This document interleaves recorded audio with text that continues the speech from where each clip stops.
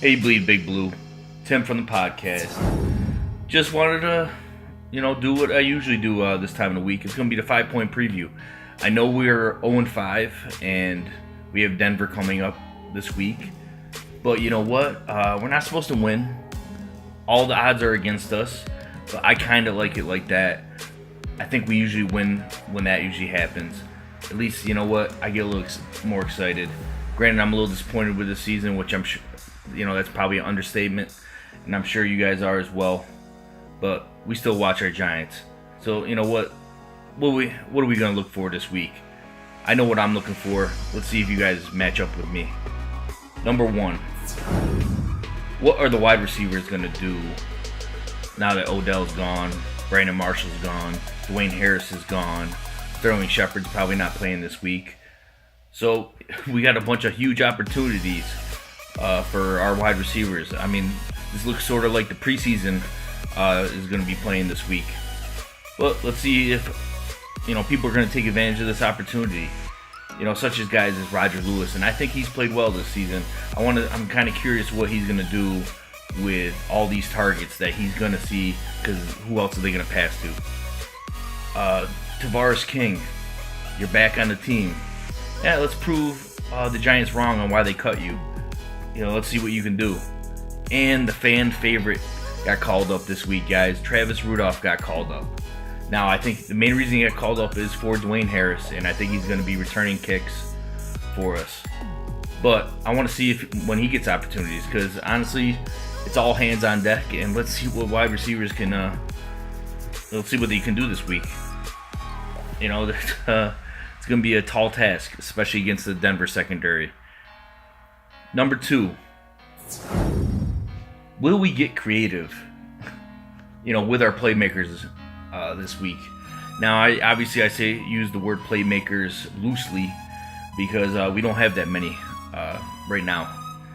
But the ones we do have, I want to see what Ben McAdoo does to use them properly.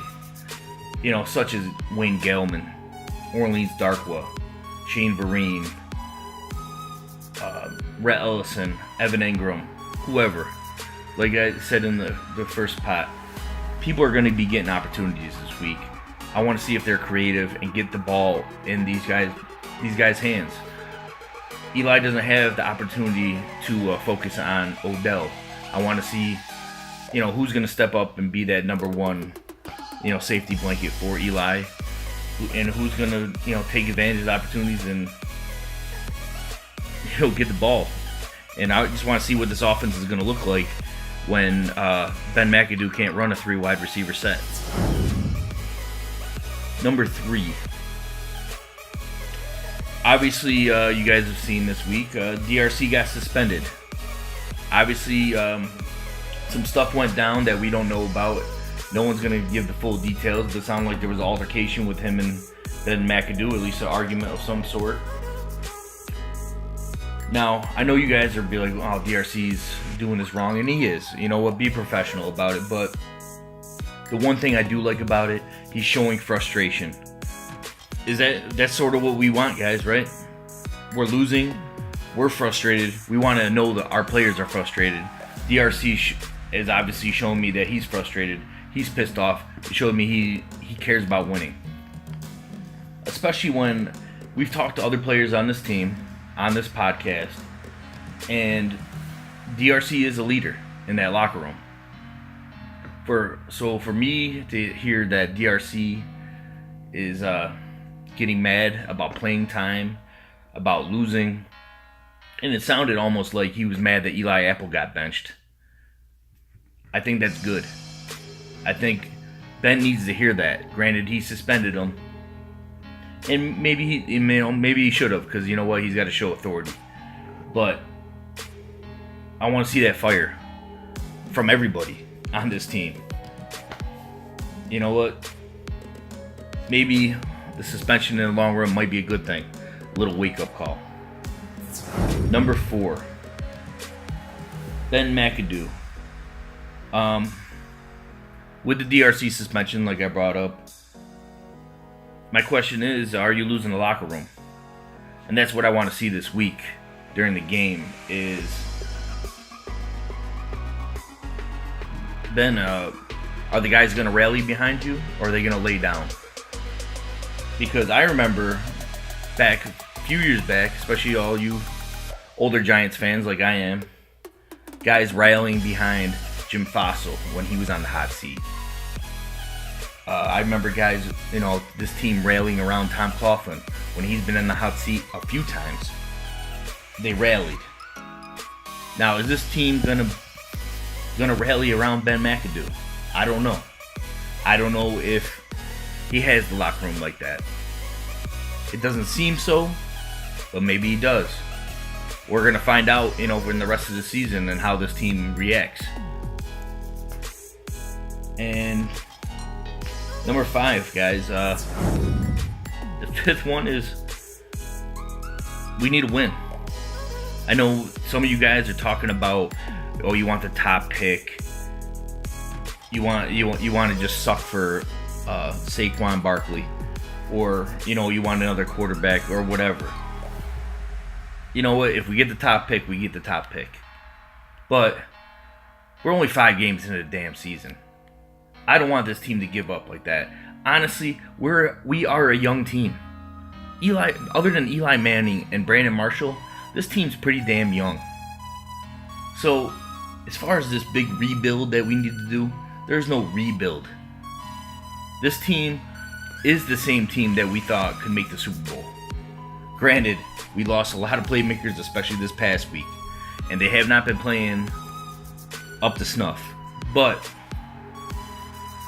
it's a 1 win against a Denver team that we have no business beating, who is way better than we are, especially the way we're playing right now.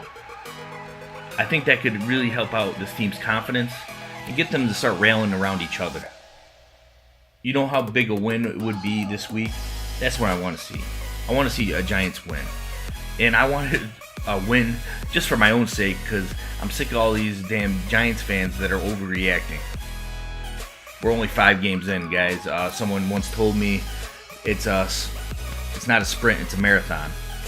You know what? We're still in the first quarter of this damn race. Let's see what happens. You know what? And I just want to put out this last statement here. I've heard other people say, and I'm not going to name names as far as fans, but do not boycott the Giants. We're not that kind of fan base. Be real fans. The team is down, okay, we're not happy about it, but we're still there. It's still our damn team. No one starts showing up to the games because you're mad and all that stuff. Okay, so you're a bandwagon fan. Good for you. That is the definition of being a bandwagon fan, that you're only there when they're doing well.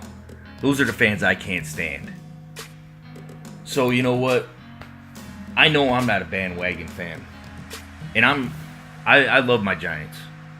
Granted, they frustrate me, but as far as I'm concerned, they're family. I can't get rid of them.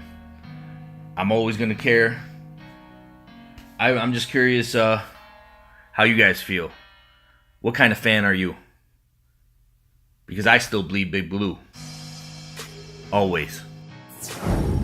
Tim here again. I just wanted to add to this audio because I got in an argument with a few of my friends about who's the better fans.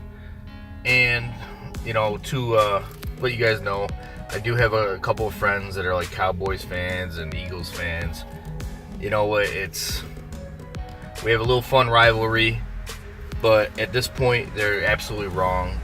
They were saying how Giants fans are jumping off the bandwagon now that, we have no Super Bowl really aspirations at this point, or it's very minute chances. And here's the deal. I think we're by far better fans than Eagles fans, and I think we're by far better fans than Cowboy fans, Redskins fans, pretty much anybody in our division. Honestly, I think anybody in the league. I think we're great fans.